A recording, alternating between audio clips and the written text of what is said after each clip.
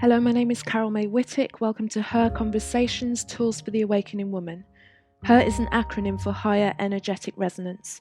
This is the optimal state to embody in order to attract our highest desires. Who is the awakening woman? She's a woman who's seeking a greater possibility in her reality and looking for solutions. She knows being awakened is not a lofty ideal, but a necessity. If she can transform herself, she can change the world. Her conversations will introduce you to talented women who will speak to your spirituality, your sensuality and soul. They share their stories and explain how they are in service to the world. So let their words and these conversations embolden and inspire you. My guest on this week's Her Conversations is psychologist and food relationship strategist, Dr. Ebony Butler. Her personal, educational and career experiences have equipped her with the skills to address issues that relate to trauma, food and healthy living. During our conversation, Dr. Ebony shares ways we can maintain a positive mindset during quarantine, how our use of food as a coping mechanism may show up, and dietary suggestions to fortify our immunity. So as always, I begin my episode by asking my guest. Her is an acronym for Higher Energetic Resonance. When do you feel you're most her? I definitely feel that I am more kind of like resonating with my higher energy when I am operating in my passion, which is either doing psychology work, therapy, or doing food relationship work. I really feel like my highest self in those times. And I really feel fueled and energetic and actually recharged when I'm able to take the knowledge that I have and share that and pour that into other women who can reach their higher selves. So that would be the moment that I would say. Perfect. Thank you. And just kind of giving everyone a little introduction about your background and how you got and transitioned into the work that you're doing now. Can you just tell a little bit about your story and what drew you into offering the services that you do? Sure. So I am a licensed psychologist in the state of Texas, and I am also an online food relationship and mindset strategist. So my work as a psychologist, I always knew I wanted to be a psychologist since high school. I remember being in 11th grade and having one of my professors tell me I was taking his psychology course, which was interesting because at that time it was weird for high school to even offer psychology courses. In my school, I was fortunate enough to take it, and I was like, this is what I want to do. And he used to always call me Dr. Burrell, which was my maiden name. And he said, I'm not going to address you as Ebony anymore. I'm going to address you as Doctor from this point on. And that was just like kind of fueled me to think beyond what I thought I could do and to really reach for that higher degree. And so that kind of set the tone, and that's what I did. Went to undergrad, majored in psychology, did some depression research, some anxiety research, first generation stuff, went on to a master's in clinical psych, did some other kind of like personality work, and then went on to get a doctorate where I then started looking at sexuality in Black women. And I was like, oh my God, this is really what I want to do. All that depression and anxiety, first generation stuff, I really am drawn to women and the struggles we face and the anxieties around our sexuality and how we negotiate our sexual experiences. So I went on to do a 2-year postdoc in women's health research. And from there, I was all the time while I'm doing this, I'm also in the background going through my own struggles with my weight, with my health, with my body image, with my identity, and my own idea of who I am as a Black woman, my sexual health, all of that stuff just kind of playing in the background. And so I'm starting to lose weight. I'm on my weight loss journey in my senior year of undergrad, and I lost like 50 pounds. And I was like, oh my God, like I don't want this trajectory of that poor health. So I need to do something about it. And so I lost weight, and then I began to kind of dig deeper. It would have to have been my postdoc time that I was like, there's more to this than just losing weight. There is some mindset stuff that is operating that is leading to why you get stuck, why people fail diets, like all of these things. Something bigger is happening. So it wasn't until actually my postdoc year, which was 2012 through 14, that I was like, oh, there's something deeper. Let me shift. And so I knew I wanted to do psychology, but I always kind of played around with what else can I do? And that's how the food relationship stuff was born. And that's, I started to kind of help people. And, you get the inboxes like, how did you lose weight? How did you do this? So I actually started helping women lose weight. And it wasn't until 2016-ish that I was like, this is oppressive. I don't want to help people lose weight and make it seem like it's something bad about having a larger body. So then I did another pivot where I was like, I'm no longer going to help people lose weight. I'm actually going to teach people how to just be healthy and define what that looks like for them. And I took the weight loss coach title away from myself and started being a health coach, and then took that away because the health coach industry is filled with underlying weight loss strategies. And so I said, I just want to help people build a better relationship with food. Mm-hmm. So that's how I am where I am now. And that feels way more authentic to me than anything I've ever done. Sure. And just, are you able to just elaborate a little bit on, when you were researching the relationship, particularly with women of color, around food and sexuality? What kind of things were you finding when you're researching, when you're investigating that? Well, it started with women's sexuality. So my entire dissertation was on the internalization of sexual scripts for Black women, mm-hmm. and how women internalize these scripts and then use them to navigate and negotiate their sexual experiences. So if you remember at that time, there was a lot of reality shows on. I believe For the Love of Ray J was on. The Flavor Flav show was on. All of these shows about women dating. And so we had all of these stereotypes, the Real Housewives of Atlanta. So we put together these stereotypes.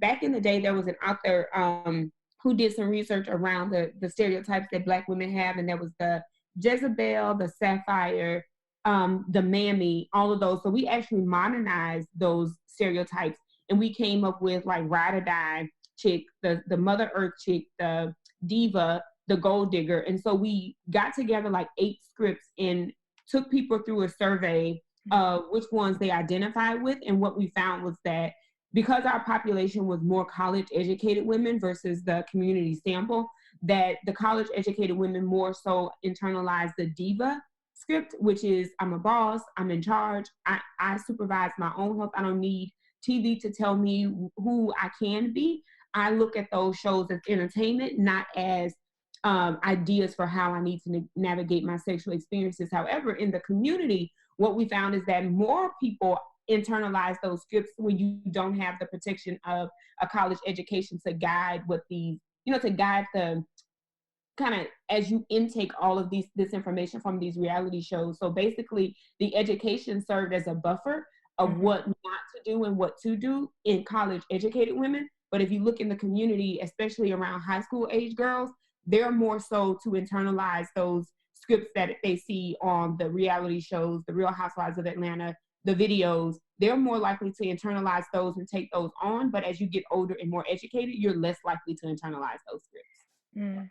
And do you think it's just solely like the benefit of education that allows you to have that inner confidence to actually explore and kind of write your own script, as opposed to like sitting there and waiting for society, media to like dictate an option to you? Yes, exactly. And so the food relationship stuff that wasn't even a part of it at that time. Mm-hmm. Food relationship stuff didn't come about until years later when I was on postdoc and postdoc and beyond, when I started to realize that, and actually in my coaching work. So my coaching work, it used to come up in therapy, but mostly it would happen in my coaching work, and women were really struggling with weight. And I was like, well, wait a second. How can I use what I know as a psychologist to inform some of the questions and things that I conceptualize when I'm working with these coaching clients? Because something deeper is here at play. We all know what to do, and we don't have an issue with consistency. And that's the main thing that I would hear people say is, oh, I can't be consistent. I don't know how to be consistent. And I'll say, no, that's not true. Like, you show up for work, you show up for this call, you show up for things that matter. What is it that's happening with the food piece and what the choices that we're making and the mindset things that are going on, what's happening there? And that's when I really started to explore the deeper things that were going on. And that's where you get the mindset issues and the messages that people have from earlier childhood, experiences around food, and the lessons that they learned around food. Trauma comes into play, all of those things. So that's when I really started kind of saying, oh yes, there's something here, and begin to carve myself. It really started to pivot and create my own lane and carve out my own work with women versus just focusing on diet and weight loss. Got it. Okay. And One thing that I really wanted to ask you today as well, and as we're recording this, like the world is in a stay-at-home mode because of COVID-19 coronavirus that is in pandemic mode across the world. And so people are going to be in their homes and having to, organize their own days, because I think for the majority of the population, male and female, their day still is very much dictated by their work schedule. You get up, you have breakfast, you go, you work for maybe like 3-4 hours in the morning, you have lunch, you work the evening, you work the afternoon, and then you travel back home and then you have a meal. Now that people are in their homes, and I mean, we can talk about what home life means to people, because some of them, they live on their own, sometimes they're in a family now, their children are there constantly with them, they might be in with a partner that either it's good or it's bad. And then, if they've not structured their day, and then also there's this kind of external fear, and, we're all kind of like traumatized to different levels by what is happening in the world and the uncertainty of it. And, a lot of us will, for me as well, in the past, especially when I'm anxious or feeling any kind of way, usually it turns to food. So how can people start to like notice their patterns and maybe be more conscious of what they're doing in terms of how they're using food to kind of get through what's happening now? And then also, it may be that a lot of us, when we do get back into society, and society starts rolling in whatever way it's going to start to roll out, we'll probably, come out and have not exercised and have eaten a lot more, to then, start to move into a place of healing and unpicking any habits that we might have used to just get us through this period in time. Yeah, that's a really good question. And I think what's happening for people right now is that a lot of people are operating out of survival and crisis mode. And when we are operating in that space, I've been having this conversation a lot with clients, is that we don't make the most rational decisions during this time. And when you're in survival mode, when you're in kind of like fight, flight, or freeze mode, and your central nervous system think that that's what's happening for you, you tend to operate mostly from an emotional place, which is why a lot of people end up coping with food, because food tends to shift emotions quickly for people, at least momentarily. And what I usually tell people is to practice becoming more aware and mindful of the present moment, and really look at what is real, because a lot of times we're operating out of survival mode, and the situation, when we slow it down, is not threatening. And I say that knowing that for a lot of people, this virus can seem threatening, but a lot of us are also not looking at the facts of this virus. A lot of us aren't looking at the numbers and understanding what the numbers are. We're basically fear-driven versus fact-driven. And so I ask people to really slow down and look at what's right in front of them. Examine your own health. How is your health? Do you have a compromised immune system? If you don't, then your fear, we can check that fear and check those facts there. If you're somebody who does have a compromised immune system, then yes, your safety needs to look a little bit different. But for the most part, the people that I've been working with who are fear-driven don't have compromised immune systems and are reacting to things as if they do. And it's just the fear of the unknown, like what is going to happen. Overconsumption of media, overconsumption of news. So I tell people to limit the amount of time that they spend exposing themselves to this information, because that information can make you more anxious and overwhelmed as well. So basically slowing down, limiting the information, limiting the amount of time that you're spending talking about the virus and what's going on, and shift your focus to other things. A lot of people during these moments are going to have a lot of things come up for them that they thought were dealt with. Being in the house tends to bring up a lot of old memories, a lot of the need and longing for connection, and reaching back out to people who may have been toxic for them. And I just ask and encourage people to identify and find other ways to cope. Keep social connections that are enlightening, that are empowering, that are fulfilling and refuel you, versus those that further leave you lonely and are superficial during this time. So a lot of refocusing your attention on the controllable versus things you cannot control, and taking a blend of logic and emotion versus just running purely on emotions.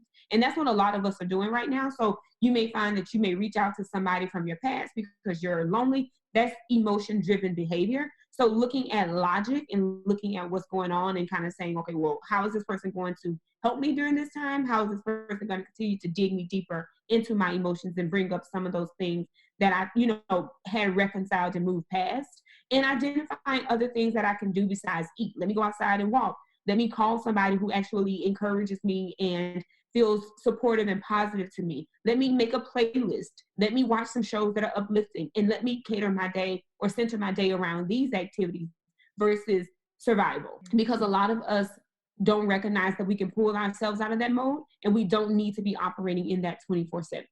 That's not conducive and is not productive. Thank you. That's great. No, it's I have seen how it's played out and affected many different people. For some, it's I've seen people really spin into fear and major panic, and it's very telling. I think we're getting a real opportunity also to see how we've kind of given away a lot of our sovereignty to external forces, and where we kind of like distract ourselves from ourselves, and then when there's nothing to do as such, even that job that you're not into, then suddenly it's like, okay, am I going to keep eating? Don't we get into like a guilt sphere about eating too much? Then, like you say, you're going to start thinking about all the things, and then that one person that there was a reason why you stepped away, suddenly it seems like the best person Right. to get in contact with. What have you noticed as well about like kind of things in terms of like generational patterns around food, and just around coping with kind of like traumatic situations and like being in them and moving forward?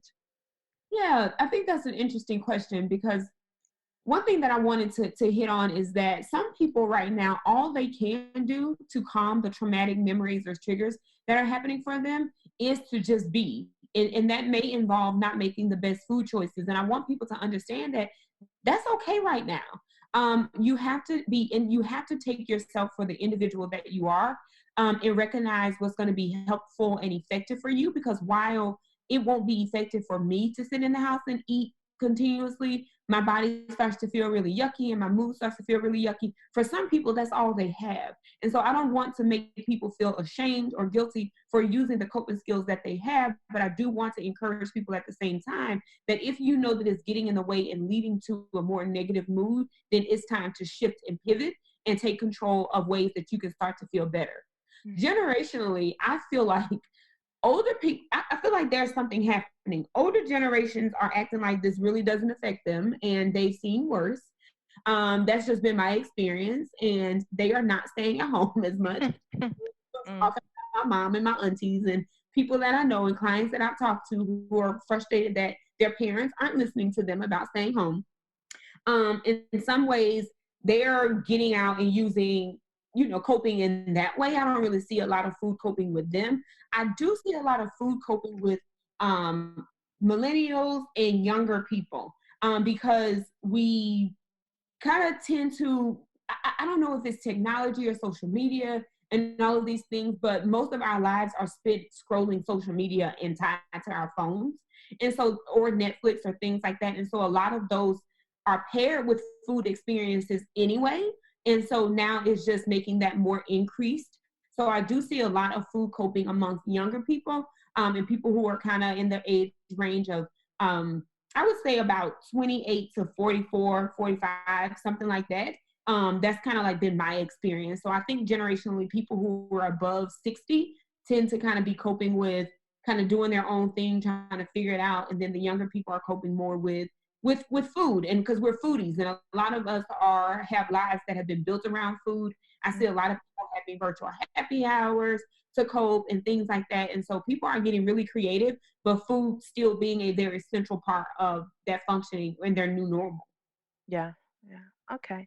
What kind of advice or guidance can you offer in terms of mindset, especially once we start to move out as well? Because things that I've noticed when I do go out to the supermarket, and there's we're social distancing when we're kind of lining up to go into the store. We're being let in a certain amount of people per time, and then we're kind of walking around and just maybe nodding at a distance and everything like that.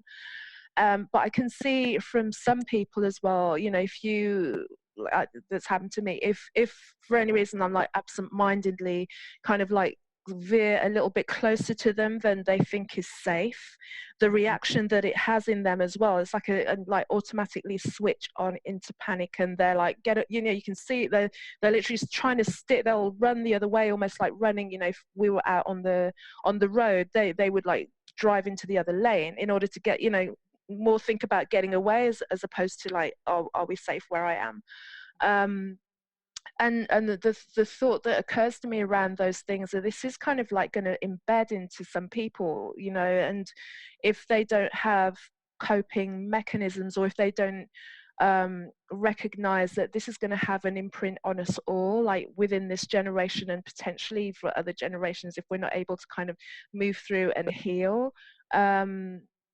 it's going to be a scar. We've had like different races and have over history had big generational issue happen as well, slavery, wars and things like that has then played through the generations, and it kind of comes up in different ways. Like, what are the things that we can be cognizant of in terms of trying to pick that so it doesn't really roll on too much further forward into any other, does that make sense? That makes a lot of sense. And first, you're going to just have to be a very mindful person to start with, to even know that this is going to be something that is going to happen. A lot of people are still in denial about this. So it's going to require that we be really mindful and intentional about how we recover from this. This is just like any other acute trauma that we've experienced. And for a lot of people, they're going to retreat, and a lot of people are going to go harder. So one of the things that we're going to see is a boom and a super increase in the amount of time or the amount of money, time people spend traveling. Yeah. Because we know that once, you can look at it like food, really. When we are withheld and restricted from something, what happens when we're allowed to have that thing again? We binge and we go harder with it. So if you've had carbs that have been restricted from your food, when you can reintroduce them, you're not just going to have a little bit, you're going to have a lot. So this is going to happen for people when we are kind of re-emerging in society. People who may not have traveled much are going to be traveling more. People who may not have gone out to eat are going to be going out to eat more, drinking more, socializing more, just being out. So we're going to see a boom at first. And then as it begins to kind of like settle, I think people are going to have to be really intentional about how they recalibrate themselves. So that's going to be your relationship with food. That's going to be your relationship with your social life, your relationship with work. A lot of people's priorities are going to shift, and they're going to begin to take more consideration to the things that probably drive them passion-wise versus just doing things on autopilot. I think during this time, people are becoming really aware of the things that kind of they've taken for granted, and kind of things that they were just doing that added no purpose to their lives. So I think we're going to see all of that happen. But at the very beginning and outset of it, we're going to have to be super intentional and mindful around how our lives are now impacted in ways that we want to intentionally navigate that. So I do think, as far as the relationship with food goes, we're going to have to recalibrate that. And a lot of us are going to have to start over. A lot of us may have had headway before this happened and kind of regressed. And we're going to have to pick up and start over with a lot of things. And I just want to encourage people that that's okay too. Mm-hmm. That's okay. A lot of people, businesses are starting over. So there's nothing wrong with having to start over with your relationship with food. It's just a reset, a recalibration, and we move forward as such. Perfect. Thank you. Yeah, no, that's a great advice, of course. I mean, what kind of things are you taking on board? How are you viewing what's happening? What are you seeing, and what are you implementing to keep yourself well and focused? Yeah, so I'm somebody who is naturally anxious. So, and I'm an extroverted with some introvert tendencies, as most of us are. So actually being in the house for me is super, super, super hard. And one of the things that I did for my sanity was travel. and I don't have that now. Mm. So actually, to be transparent, earlier this week, it was really tough for me. I think it just like hit me on Tuesday. And I was like, well, damn, we're in the house. Like, I can't go anywhere. Typically, I'd be looking forward to a new trip that's coming up, or I'd be looking forward to a new happy hour that I get to try, or a new food place around Austin that I get to try.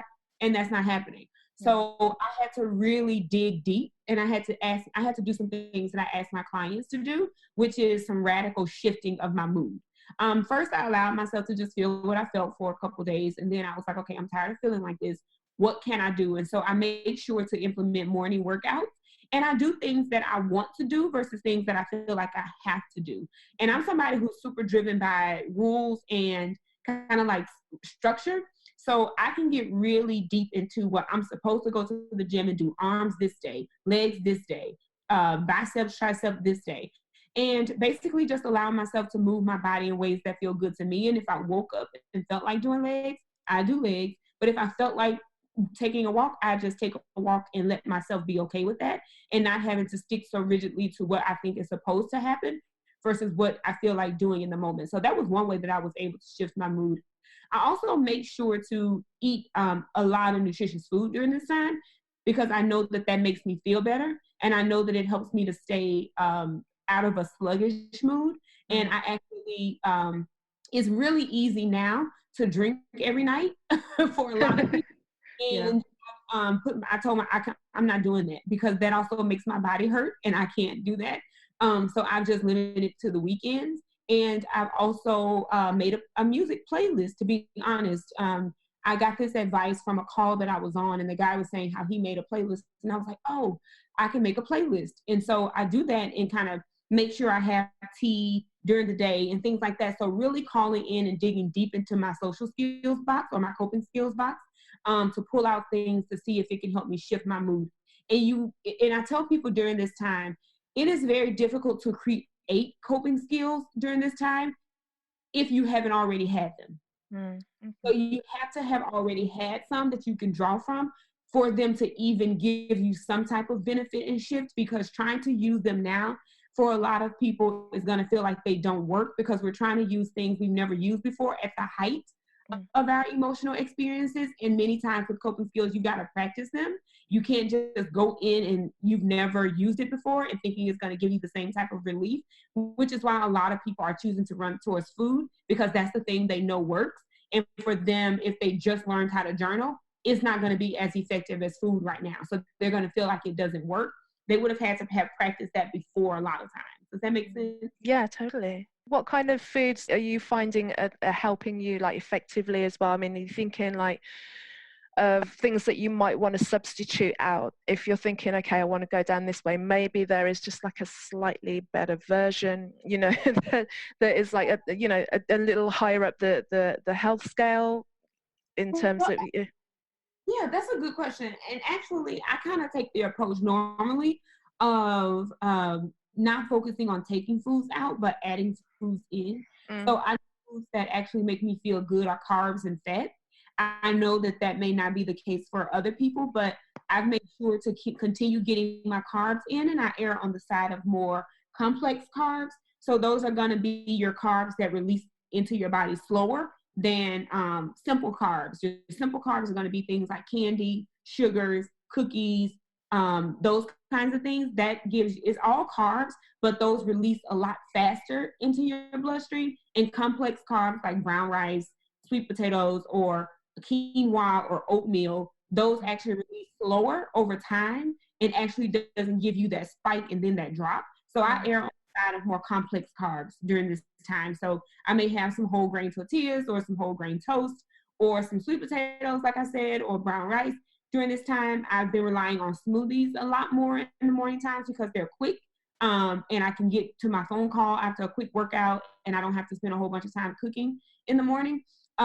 So a lot of greens. And so I actually started juicing again, and not using a juice as a meal replacement, but using it in addition to what I'm eating, just so I'm getting some good nutrients in. And this is so necessary during this time because we need to be protecting our immune system as much as we can. And you're going to do that by getting a lot of nutrients in from greens, from complex carbs, from fat, like good fats like avocado and salmon, and you can be taking fish oil pills or nuts and seeds. Those are great antioxidants as well. So making sure that you don't during this time actually restrict yourself according to some diet program, and just right now focus on what nutrients can I get versus what's going to help me lose weight. I actually don't think this is the time for a lot of people to be focused on weight loss.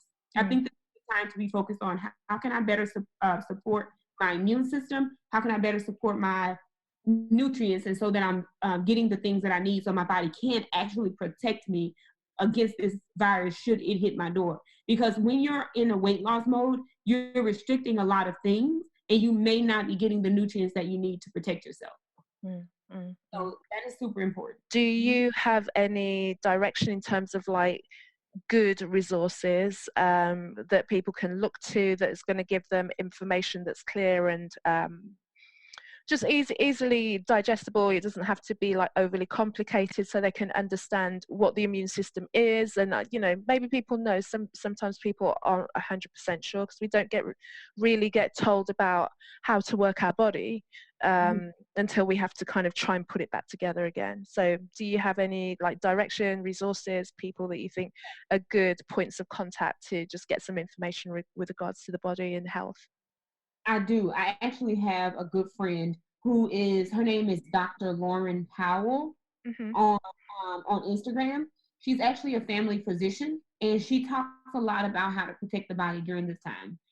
She talks about kind of food that you can eat. Excuse me. She gives recipes, and she gives a lot of good information about immuno issues and things like that. Right.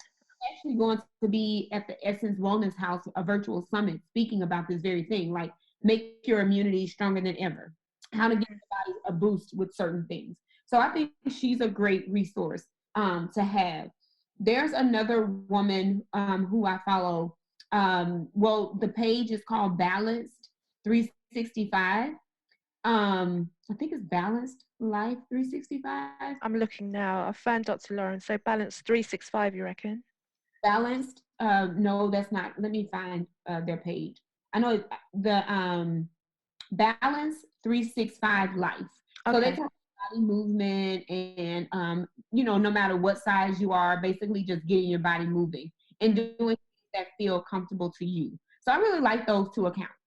Balance 365 Life. Yeah, no, I found them both. I've just clicked on as well. No, I think it's really great for us to find those people that are putting out great content. I know there's so many that I look to, but it's always great to have your my guests kind of like point to their faves as well, and another thing I just wanted to touch on as well, there's so much information out there about, is the virus real? What's happening? There's so many different narratives about what's going on. There's stories about agendas and, things to do with like 5G coming up as well. And, I've consumed many different things, and I've got my own, I've got my own ideas about what is or could be, or what feels that is a possibility and that's happening. And it involves a lot of all things, to be honest. How would you best direct and guide people to like really just galvanize their mind about all of the stories that are out there? There's like, we live in the information age. It's like even if you sat online and never slept, you'd never get through it, and you can be overwhelmed with just the possibilities and the fear mongering and the misinformation and the jokes that may or might not hit at the right or wrong time. How can people just kind of galvanize their mind and siphon through, being able to go into and like maybe take on the information or not, and galvanize themselves about the onslaught of everything? Yeah, one of the things that I like to tell my clients, and because most of my work with my therapy clients is centered around trauma. So a lot of what people are doing is very much like what I see with my clients who have experienced traumatic events. What we try to do when something happens, when we don't have the answers, is our brain tries to make sense of what is happening. And a lot of times we're looking for a completed puzzle. So if you think about a puzzle piece, you have 1,000-piece puzzle that you're trying to put together. That's what happens when we have experienced a traumatic event. It's almost like somebody came in and took that puzzle box and threw it up in the air, and now we have to put it back together. Our brain doesn't like incomplete puzzles. We don't like incomplete puzzles because it makes us feel out of control. Very much like this coronavirus thing, it makes us feel out of control. So in order for us to try to get some type of control, our brain tries to fill in the blanks and tries to put that puzzle piece or that puzzle back together, even if the pieces don't fit.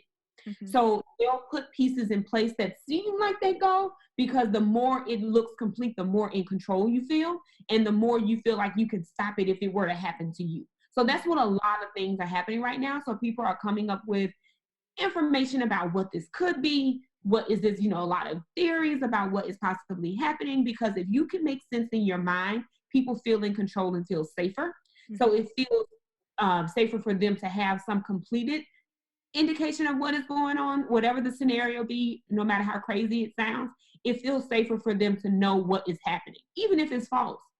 So what I would tell people is really, really try as best as you can to sit with the discomfort of not knowing, because even if that puzzle is together and we think it brings us some type of control and comfort, it actually can drive up our anxiety as well, because there are so many possibilities about what could be. And you may find yourself going down the rabbit hole of, well, if it's this, then it could be this, and then it could be this, and then it could be this.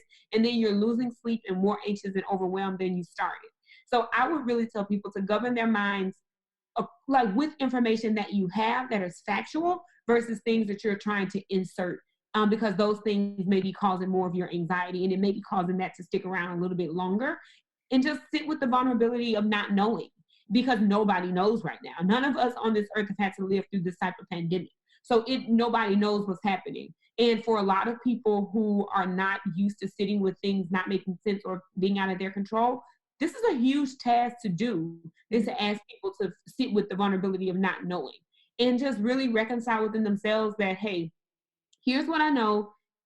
Instead of me trying to make it make sense, I'm just going to be okay with this puzzle piece being as it is. Like, I don't have all the pieces together now.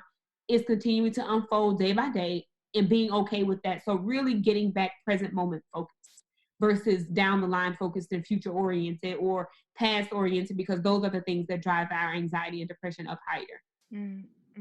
No, that's great. Thank you. No, I hear all of those things as well. And just also, words that people can perhaps say if they're feeling, like just ways that they can either ask for help or ask for space or be able to communicate that they are not in a good place, because it may be that, we've just got used to kind of getting on with life and being strong, and now we've been drawn right into having to just deal with things on a day-to-day basis, and like you say, be living in this kind of uncertainty of not knowing.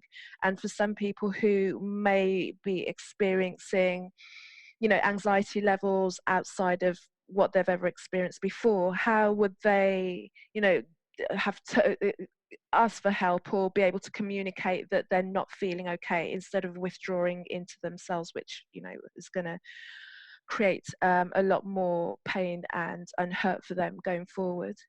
Yeah, this is a time where I think it is super beneficial for folks to reach out to therapists, maybe therapists or coaches, and really get themselves involved in some type of space where they can talk through some of these things with somebody who is not going to further their anxiety. Because a lot of us can call on a friend and they can say, yes, girl, that's true. That I think the same thing. And we can both kind of have yes men in our corner who kind of further invite us to engage in the anxiety. And that may not actually be helpful. So during this time, I would really encourage people to speak to a therapist, speak to a coach, or somebody who can help them stay more present focused, maybe introducing some mindfulness techniques. There's an app that I really like. It's called Insight Timer, and you can actually do guided meditations on there. You can do breathing exercises. You can do mindfulness exercises. So one of the things that is going to be super helpful for us to manage these things is going to be staying in the present moment as much as we can.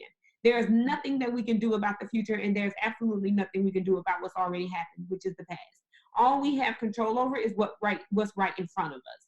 So actually being super intentional on being present moment focused and mindful about what you're taking in, what your day is like, and what you want to consume. And so that's going to be setting your intentions at the beginning of the day. I tell my clients, like, be really intentional about how you want this day to go. Instead of saying what you don't want to happen, really call into awareness what you want to happen. Here's how I want my day to look. Here's the things that I want to accomplish. Because when we operate from that mindset, we're more driven towards doing the things that is going to make that happen versus sitting in the I don't want this, and we draw more of that to ourselves. So really become really intentional at the start of the day and check back in midday to see if you're on track. See if you're actually hitting those things, and only take it by day.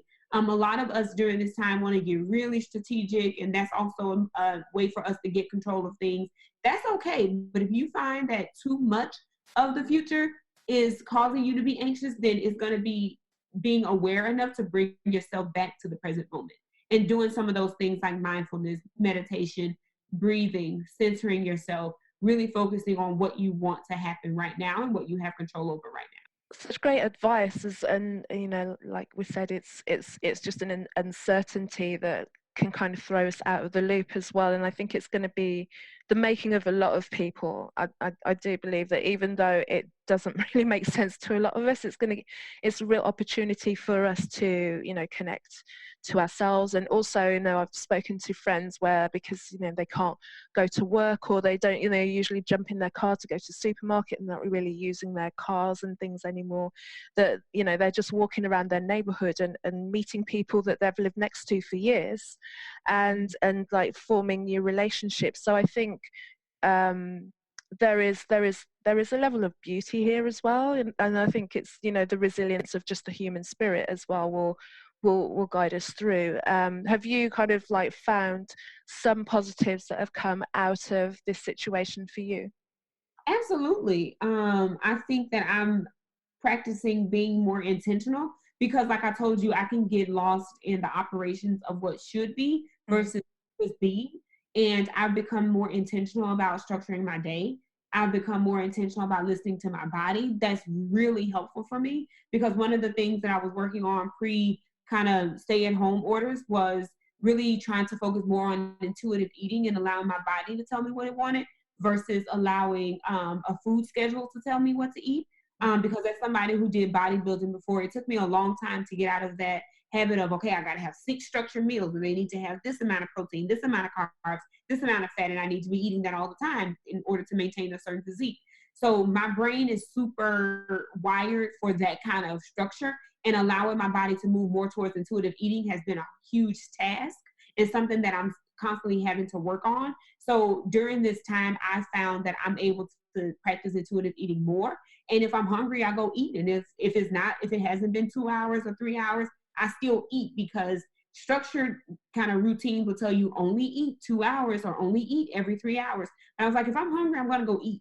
If my body is asking, I'm going to go eat, and asking my body what it wants versus what a meal plan tells me I should be having. So I think that's a huge win for me, because I'm able to rely more on that and get back in touch with my body and slow things down that way. And it has me feeling really good too.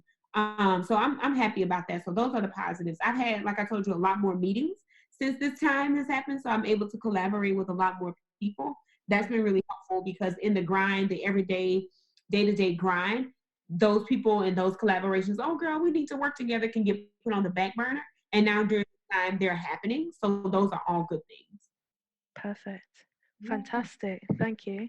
And before you go, I just want to ask you the Her Conversations podcast questions that I ask all of my beautiful guests. And the first question is, what is the best piece of advice a woman has ever given to you? The best piece is really just to do it scared. Do it scared, do it anyway. Don't let your ideas of perfectionism stop you from actually moving forward. Do it incomplete, do it not well put together, do it minus the glitter and gold, and just do it anyway. Do it with fear, and just get out there, because if you don't, you're going to hold yourself back, and you're never going to have a product that actually looks well enough for you to put out. So just do it. Great. Did you ever do it scared? Oh, I do it scared all the time. Every single time I go live, I do it scared. Most of my therapy sessions with new people, especially if I'm working with another psychologist as a client, and I'm working with another kind of like person who knows the ins and outs of what I'm talking about. it's scary because you're like, oh my God, are they going to feel like I don't know what I'm talking about? Like, are they going to call me out on some things? Am I going to sound like I'm BSing them or whatever? So this imposter syndrome tends to happen and come up for you. So I do it scared all the time, all the time. And you succeed perfectly as well. So it's great that people know that, even when you're out there doing it, there's still that flutter, and you don't know, but you just power through, and it works out. It always works out. Yes.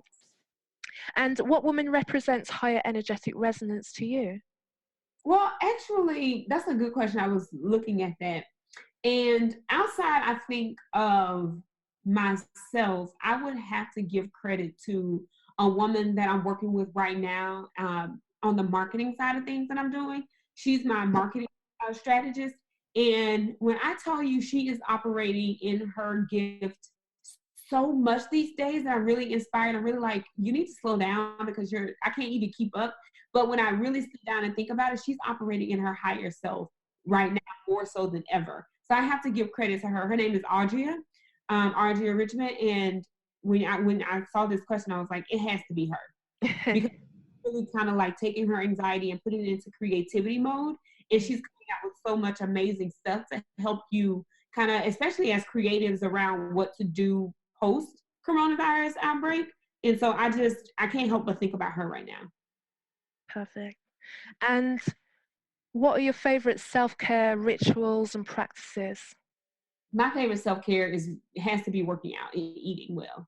I really love the way that they make me feel. I used to have a love-hate relationship with the gym, and that was because I was doing things that were geared towards weight loss versus doing things that was geared towards my body just feeling good. And now that I'm doing things more now that make me feel good, I feel like that's more self-care, and I love that. So I make sure to work out a couple days a week and to eat well. And I do intention setting and gratitude practices as well, where I say thanks and give thanks for things that I want as if I already have them. That's been super helpful. Fabulous. And what's coming up next for you? What are your new projects? So actually, I was going to tell you when you asked earlier, I have a coping strategies free ebook on my Instagram website. So you can go to my page, click in the link in my bio, and there's a free ebook there for people to learn how to cope. So I'll be doing more of this work around coping and helping people recalibrate their relationship with food. Pre-coronavirus, I had a retreat happening in Austin in September where I was going to do an intensive with 10 women around their food relationship. But now, because of the whole outbreak, I am now networking, and actually I'm in collaboration with 2 other psychologists, and we're going to do a virtual summit around that. And so trying to figure out what that's going to look like now. We actually have a meeting coming up Friday where we're going to talk about how to make that virtual, since probably in September we won't even be ready to. I don't think we'll still be in isolation, but I also don't think people will be ready to invest in that type of retreat at that time. So having to scale back on those things. And my focus now, it has shifted to more of working with other mental health providers on how to get themselves more aligned with the population and the needs, because a lot of us during this time didn't even know how to set up teletherapy. And I was like, what? So helping doing more business to business coaching is next for me, on top of helping people really figure out how to cope and put their lives back together and their food relationships back together after this. So all of that stuff is in the works now, and trying to figure out what that'll look like. Perfect. And it's great, I hear you, because I had and like speaking is something that I wanted to build on this year, and I had something that was going to be starting in May as well, and it doesn't really look like it's going to happen in real life. But I was speaking to the organizer, and she's saying it's more than likely going to be a webinar. So I think during this time as well, what I'm really appreciating is the fact that we have technology, and it can, and it's a double-edged sword basically. It's like you can use it to kind of waste your time, or you can use it to educate and expand, and also secure yourself in a way against, God forbid, but should anything ever happen where we're not able to physically be anywhere, so that for the ones of us that are able to offer our services using technology, is to just set that up as well, so that we always feel like we're in control, and that nothing short of electricity, the electric outage, can take that opportunity away from us as well, and kind of brings the power back into ourselves really as well, which means it's great for me because I just get to still be able to speak to women like yourself across the world, and still be able to put out the podcast, and also take time to do all the things that was supposed to be done, like retweet the website and blah blah blah blah blah. So that's one of the positives that I'm grateful for this time as well, and also noticing a discipline in myself that I'm not really, there's things I've still not watched on Netflix really that I thought I'd be doing, but I'm really using this time to just stay on top of the opportunity and just meet so many amazing people. But yeah, that's what's happening for my, I just thought I'd drop in my 2 pence anyway. So.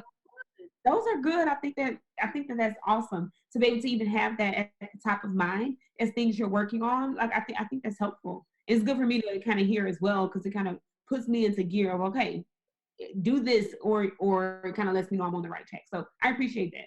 Yeah, no, it's great. It's been I mean, as someone who was like transitioning out of one thing and deciding that this was going to be the year that I moved into, the uncertainty comes from, oh right, I was kind of expecting an income to come from this side, and that doesn't look like it's happening. So it's spurring me on to really utilize what the internet can offer someone like myself to make sure that I can keep things going, and still do the work that I want to do, but do it online. And then on that glorious day when we're all out and about in the real world and jumping on planes and all the things that I'm planning to do, it's going to be just a glorious thing. I think we're going to really appreciate how great it's going to be together, to really appreciate humanity in its way as well. And I think as an introvert, there's part of me that's like, whoa, I'd stay at home. That's cool. That's kind of what I always crave to do. But then also I'm finding that I'm connecting with people way more actually than I would normally do. So it's an interesting turnaround for an introvert. Let me tell you that. Yes. Pivot and be open to the pivoting. Yeah, so I can see it's kind of swung me around in an interesting way. And can I just find out as well, can you just let everyone know where we can find you online, websites, social medias? Yes. So you can find me. I'm really active on Instagram, Dr. Ebony Online, and also Facebook with the same handle, Dr. Ebony Online. And our website is drebony.com. So you can find me in those places, and don't be afraid to say hey and drop me a DM. I do respond and talk back. Perfect. So I just want to say thank you for taking time out of your Sunday. It's first day of spring as well. The clocks have just gone forward on today in the UK, so we're going to have extra light as well, and I've not taken my one trip out yet, so I'm going to use this opportunity to take advantage of a longer evening. And but just thank you for allowing me to speak to you. Really enjoyed it. Thank you so much for having me. I super enjoyed it. So I look forward to all the things you're going to do, and look forward to talking more in the future. Thank you, Dr. Ebony, for being a guest on this week's Her Conversations, and thank you for listening. You can find out more about me on my website, which is carolmaywhittick.com. That's carolmaywhittick.com. You can find me on Facebook under that name, and also you can follow me on Instagram at Kazmick, which is CAZMICK. Hope you're all staying safe, and until the next episode, speak soon. Thank you.